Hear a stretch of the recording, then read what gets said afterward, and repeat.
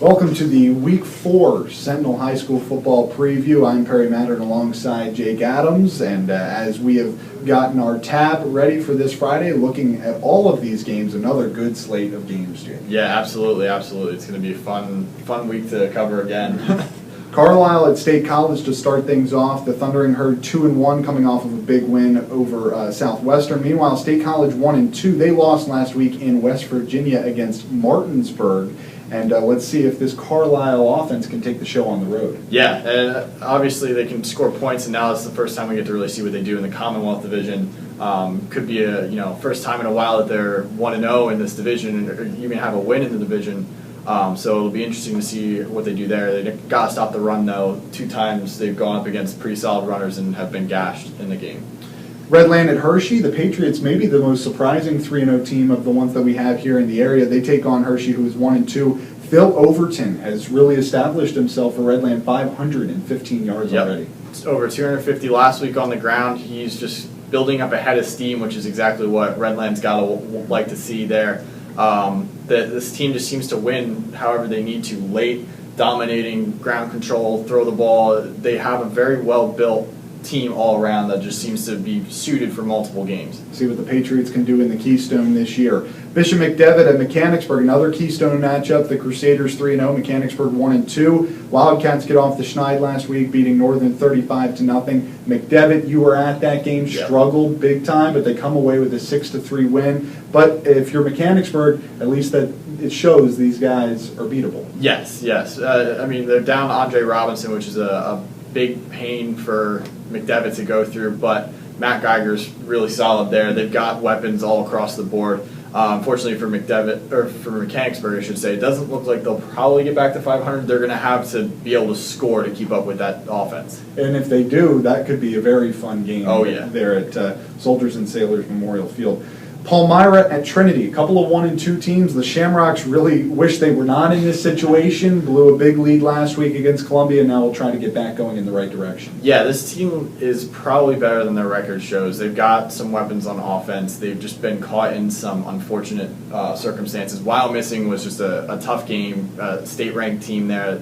They weren't, they just got overmatched by last week against Columbia. To blow a 21-point lead, or to give up 21 points at the end of the game, it's rough to come back from, but that's exactly what they got to do in this division game.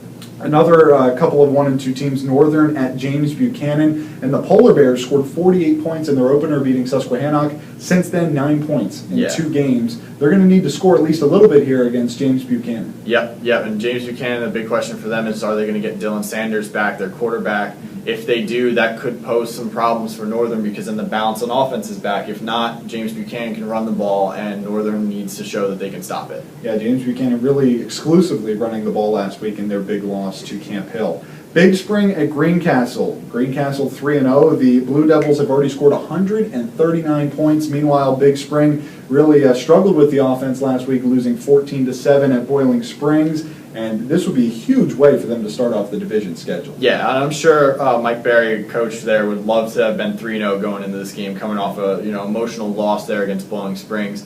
Their defense has proven that they can stop people in the 3 non-division games, but now is where they really got to prove it against a high-powered offense like Greencastle. So we'll see if they can do that, and then in turn, if this offense, which hasn't scored too much, can show that they can keep up with it. Only non-division game of the week here in the Mid-Penn that we're covering, Waynesboro at Cedar Cliff. Waynesboro 1-2, Cedar Cliff 2-1, and Cedar Cliff coming off of a thrilling victory, beating Cocalico 28-27, and it looks like, especially late in that game in the second half, this offense is starting to hit its stride. Yeah, Grant Brenneman there, quarterback's definitely growing into his own. There's still some hiccups there for that offense to go through, but having a running back like Jaden Demi has got to help everyone on that offense.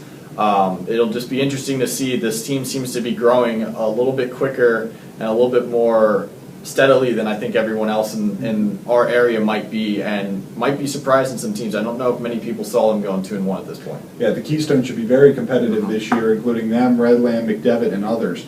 Pine Grove at Susquehanna, 1-2 is Pine Grove, Susquehanna 0-3, and for Susquehanna, the offense just hasn't been there yet. Yeah, they had to resort to Shane Smith at quarterback, and that's not his normal position. He's been outside a little bit on offense.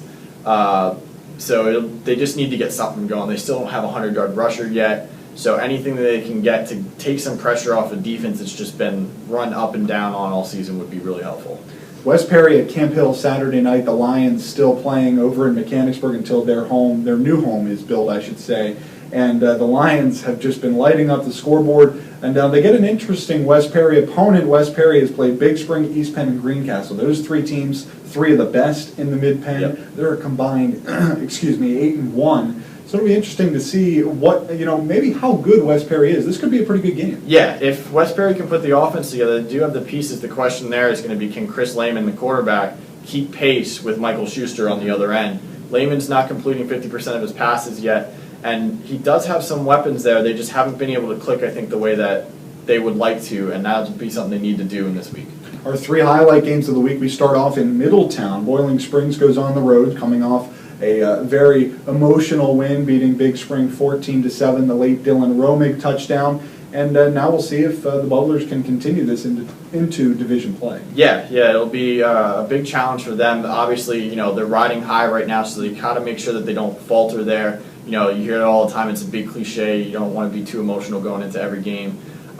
They do have some weapons on offense now.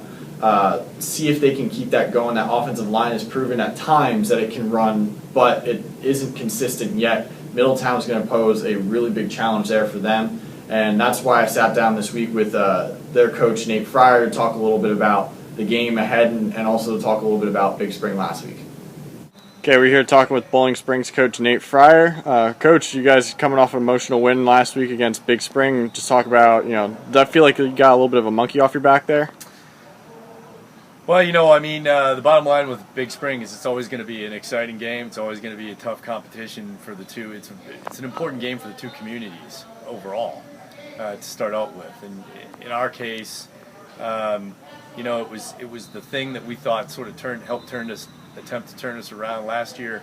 We obviously got cut off at the knees a little bit with the ineligible player thing. But no, this year, we feel good coming out of it. The bottom line is when you establish the foundation of being able to win a tough game and a tight game like that, that's the mark of a team that's headed in the right direction.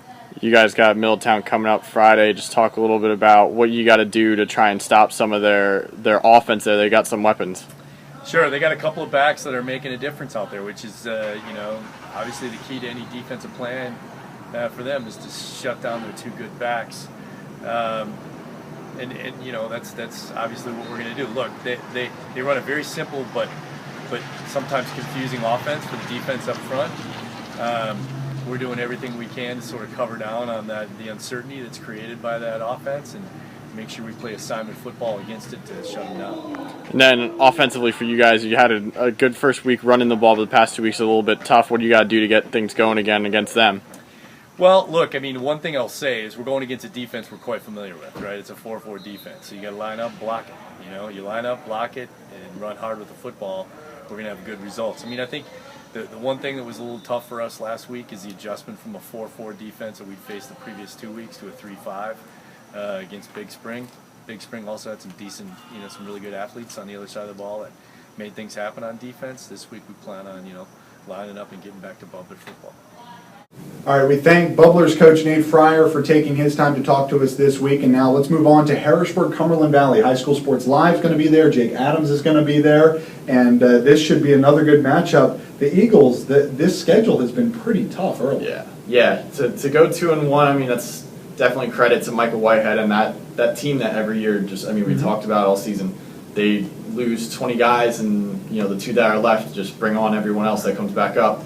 To put up the defensive showing that they did against Bishop McDevitt last week, even with Andre Robinson being out, like I mentioned earlier, is big because that offense can still score points against anyone. Michael Whitehead was talking with him after the game. He said, he'd be surprised if any team held them to 6 points again this season. That's how good they are. So that's a good sign for this defense, which has always been ahead of the offense so far through 3 games. Now it's time to see if Jacob Hunt and the rest of that offense, Tim Spinelli, Nick Rhodes, can start to pick up the pace a little bit because Harrisburg's going to be able to put up some points. CV's going to slow them down, but this is probably going to be something in the high teens, low 20s there, and CV's got to prove they can get there. Eagles like to break it down with the wing T offense and really grind it out. The Cougars have been very good, 3-0 coming off of a big win of York last week. And our game of the week, East Pennsboro at Shippensburg, as voted on by the fans. And this should be the kind of game that Shippensburg brings out a big crowd. They're the underdogs in this one. East Pennsboro has been very good. It appears that in this division, East Pennsboro is maybe the favorite, and Brighton Fegley has continued to be the story. Yeah, and that'll be something you'll get to enjoy watching for the first time for either of us. Shippensburg, in a weird situation here, they're undefeated the past couple seasons in the divisions, but it looks like right now they're being surpassed by a couple teams, and East Pennsboro is one of those that looks like they're ready to take over that crown. And this will be a good game for the Panthers to try and prove that if they can go against the division champions and beat them on their home turf.